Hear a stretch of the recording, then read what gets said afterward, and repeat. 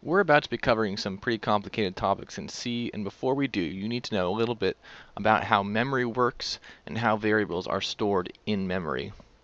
I've used Paint to create a little representation of what memory looks like in your computer, and it's not perfectly accurate, but it'll give you a general idea.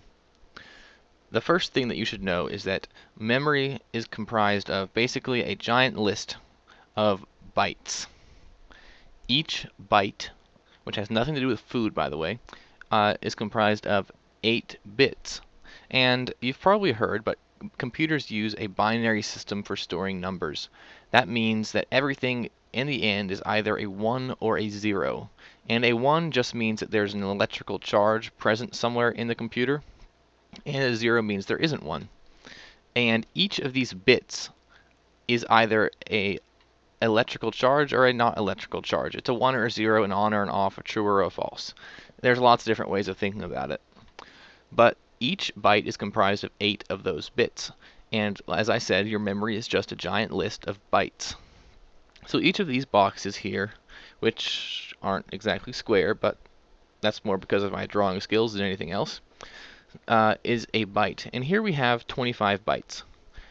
In your computer, each byte has what we call an address, which is just a number associated to it, and each number is one higher than the one before it, just as you would expect. So this is the first byte, the second byte, all the way to the 25th byte. Now, when you create a variable, for example, we're going to create an integer x, it needs to store this integer somewhere, and it stores it in memory. And so it is going to reserve the amount of space required to store any integer, and it's going to reserve that in memory. Well, each data type in C requires there's different data types, and many of the different data types need a different number of bytes to store them successfully in memory. In our case, the integer takes 4 bytes in memory. So when we type integer x here, it's going to reserve 4 bytes in memory. So we have x here, and it reserves these first 4 bytes. These are only to be used by that integer x. And when we assign a value to x, as in x equals 10 or 19 or whatever, it takes that value 10 and puts it into these bytes. Now how it does that is not terribly important, but you have to know that it is there.